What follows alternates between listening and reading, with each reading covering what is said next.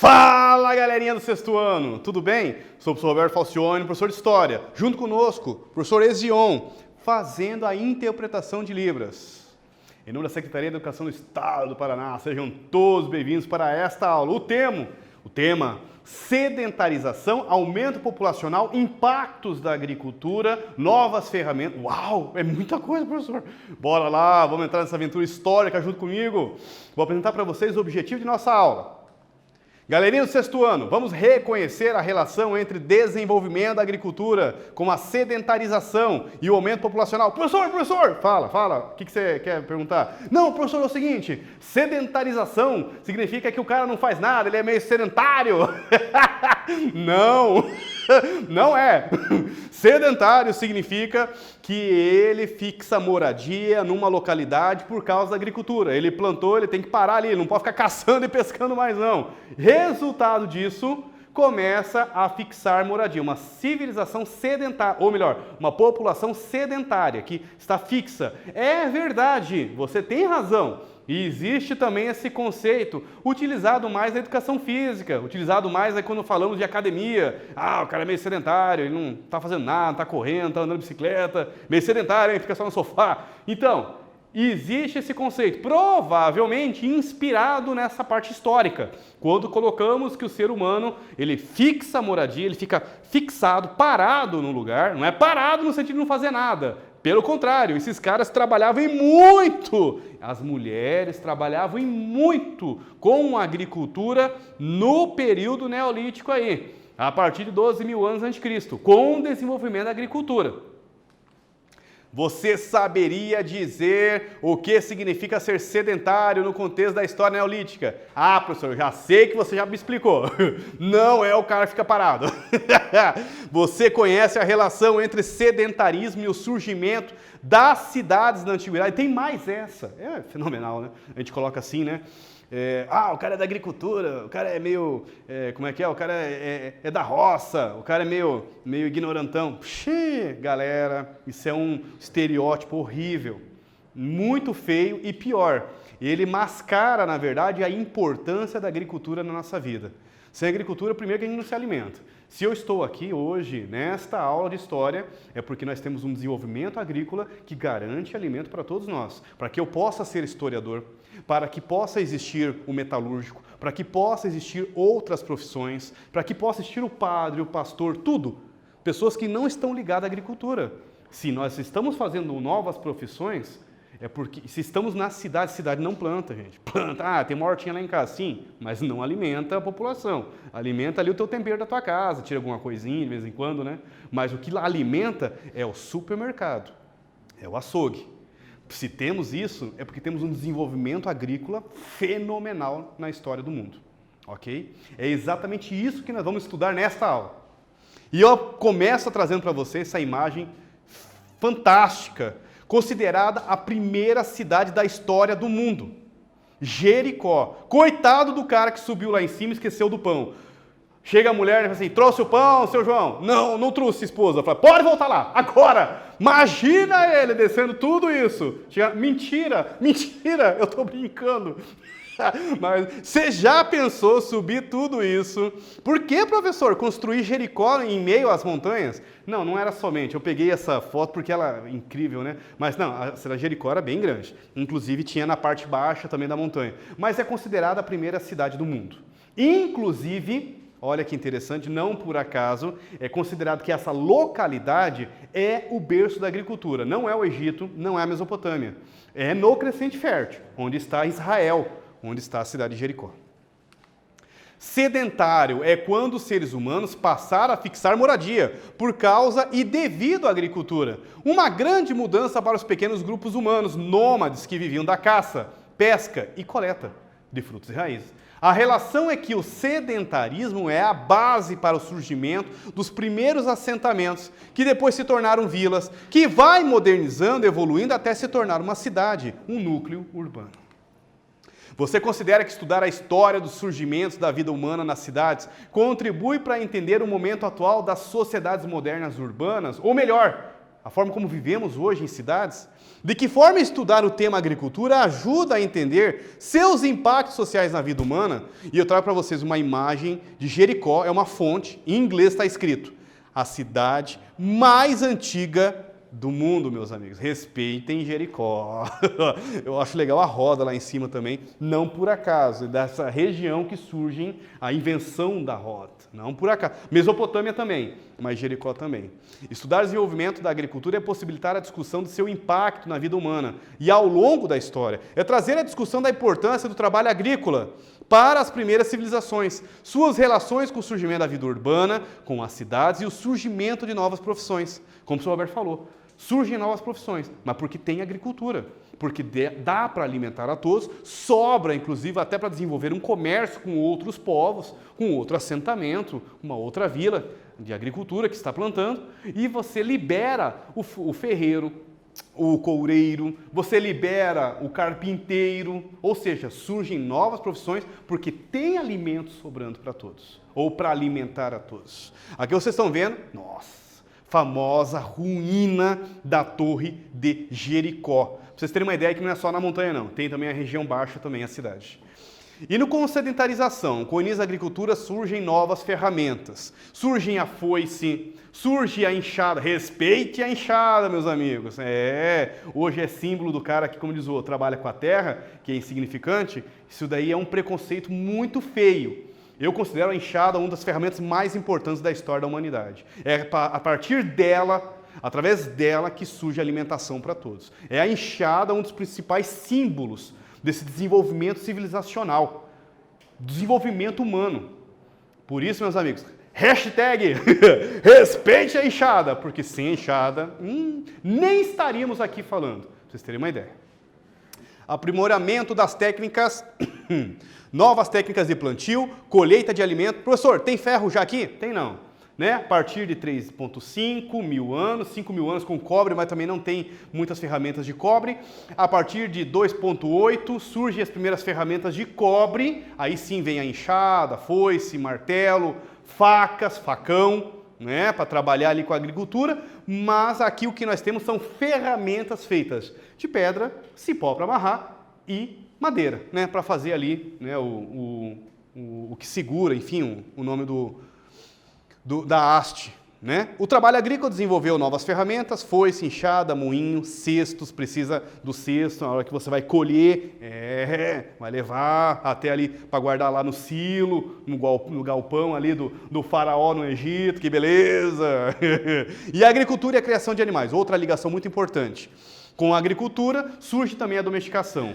De uma forma natural, o animal percebe, o boi, por exemplo, que aquela região ali está sendo trabalhada, tem área verde, ele vai tentar roubar alguma coisa. O ser humano, por outra parte, começa a observar que aquele animal era mais fácil para domesticar, que ele se aproveita da agricultura, depois que é colhido, dá para se aproveitar e trazer o gado ali para ele se alimentar, fecha ele, né? Começa a manipular. Então, isso que nós chamamos de domesticar. O boi, a cabra, né? A galinha, o porco, a partir de 8 mil anos antes de Cristo. Mas, professor, eu vi na internet que foi encontrado um esqueleto ali de um ser humano, um caçador, com um cachorro do lado. Ele vivia lá na Europa, lá de 30 mil anos atrás. Sim, existe casos pontuais dessa simbiose, essa relação de amizade com o cão e o ser humano. Mas, em geral, de modo geral, a domesticação de animais, 8 mil anos, Egito Antigo.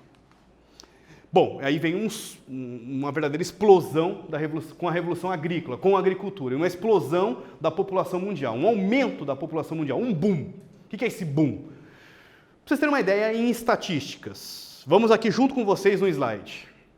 Observem, né, que há 8 mil anos antes de Cristo, nós tínhamos ali cerca de, esse palitinho, representa 10 milhões de pessoas.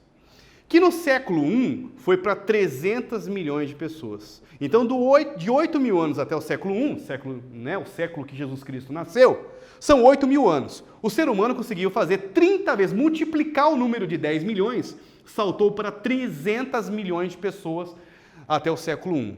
Multiplicou por 30. Só que se nós pensarmos bem, 8 mil anos tinha 10 milhões, é a população, inclusive, do Paraná, aproximadamente. Imagine a população do Paraná espalhada no mundo. Encontrar alguém era sorte, né? Como diz o outro. Aí o que nós temos analisando dessa estatística? Se colocarmos 250 mil anos, o surgimento da nossa espécie Homo sapiens, gastamos 250 mil anos para fazer 10 milhões de pessoas no planeta.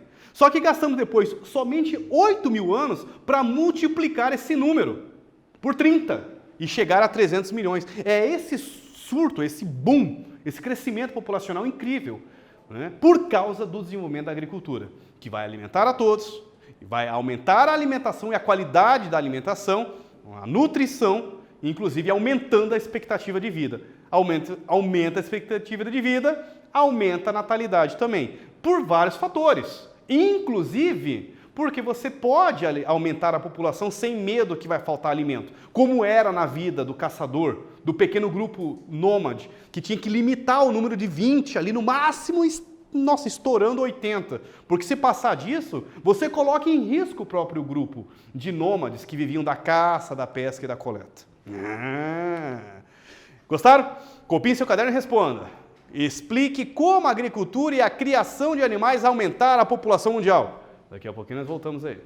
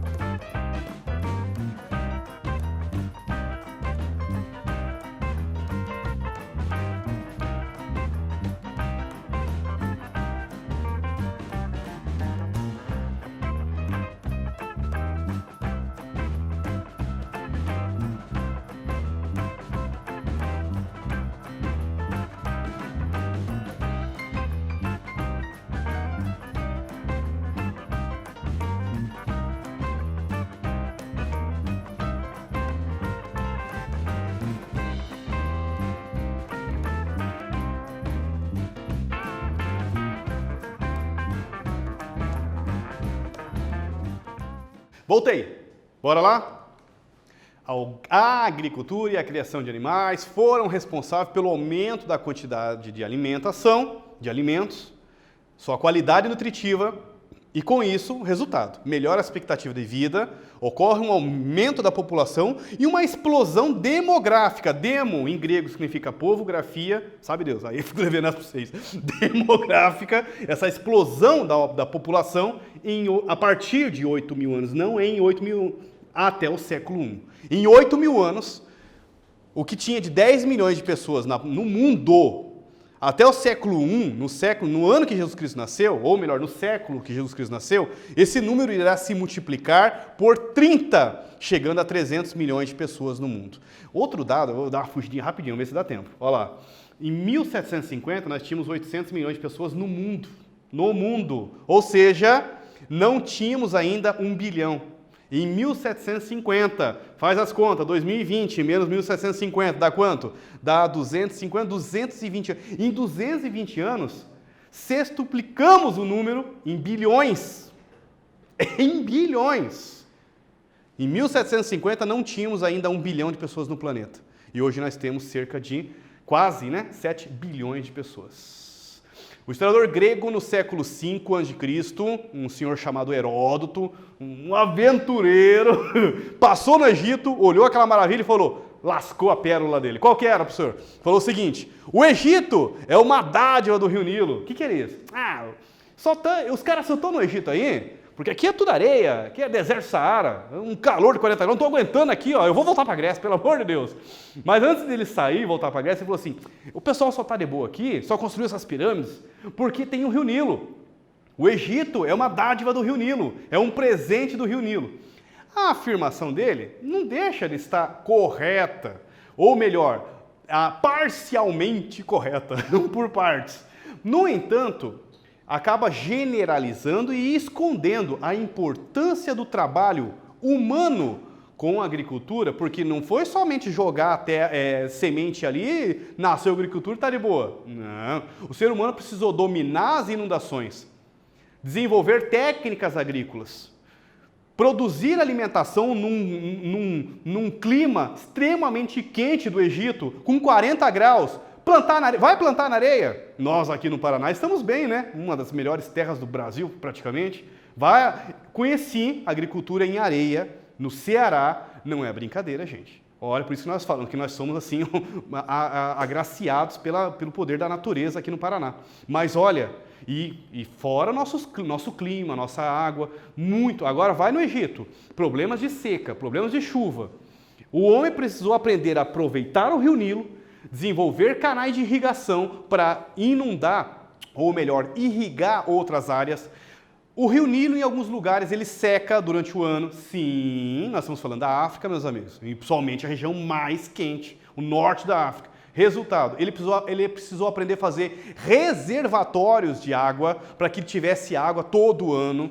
Então tem muito, muito trabalho humano de mulheres, de homens na agricultura, para que desenvolvesse uma das primeiras civilizações da história da humanidade num dos lugares mais inapropriados, num deserto do Saara.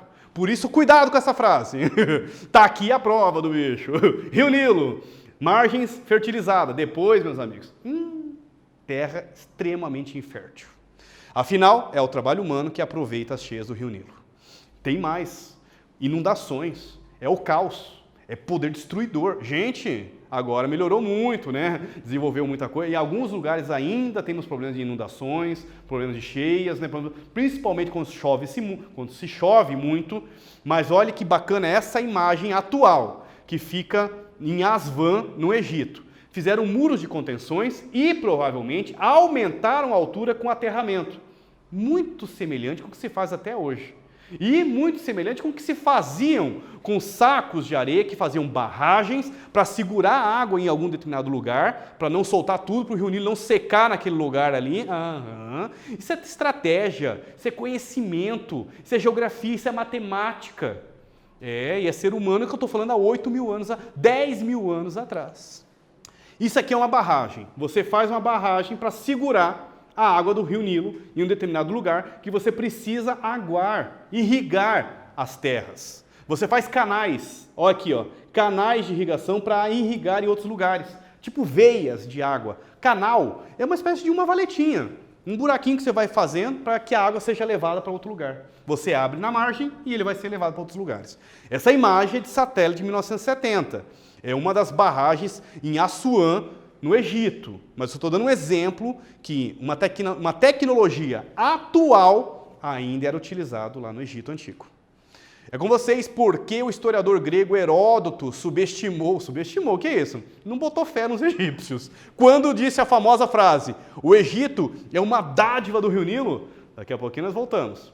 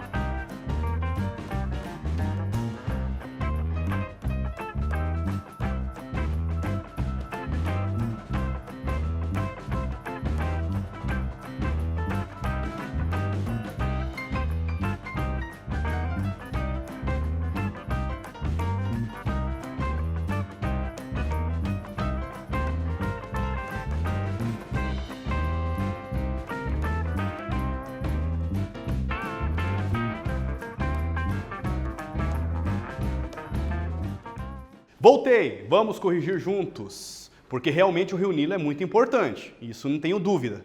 É uma região seca, quente e desértica. No entanto, ele esqueceu de observar, ou não deu muita importância, ao trabalho humano para dominar as cheias, as inundações do Rio Nilo, na época da chuva, e ainda transformá-la em algo aproveitador para a agricultura. Apesar de rico em recursos do Rio Nilo para a agricultura, no que se refere à matéria-prima, os egípcios são muito pobres. É uma região sem madeira, uma região... tem pedreiras na região do Egito, mas ela é muito distante.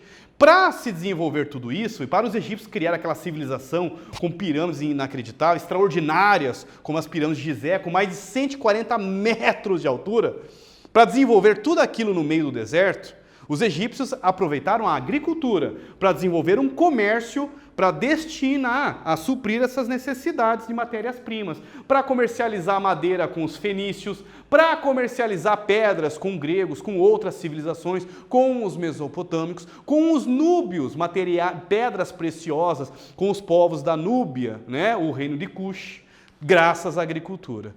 E graças à agricultura surgem novas profissões, comerciantes, trabalhadores, artesãos para trabalhar essa matéria-prima, alimentar o resto da sociedade. Outra coisa, vai fazer pirâmide do Egito, pedras ali de 2, 3 toneladas, sem madeira. Vai puxar no muque?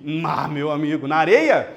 Pedras, madeiras, troncos de árvores embaixo para escravos, escravizados, puxar aquelas pedras quase distância de 30 a 40 quilômetros e ainda passando pelo Rio Nilo, porque ficava na outra margem as pedreiras da região do Egito.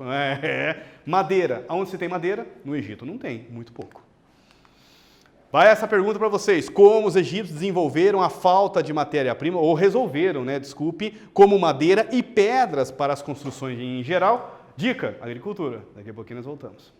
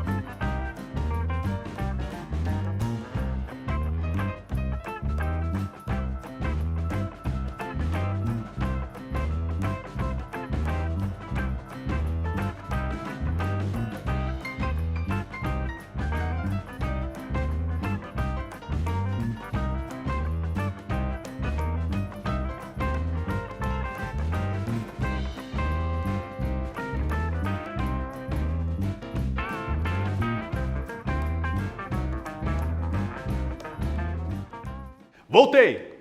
Através do comércio com outras regiões é possível os egípcios desenvolver a agricultura, alimentava a todos, sobrava para o comércio, surgem novos comerciantes, trabalhadores em transportes e artesãos para trabalhar matéria-prima.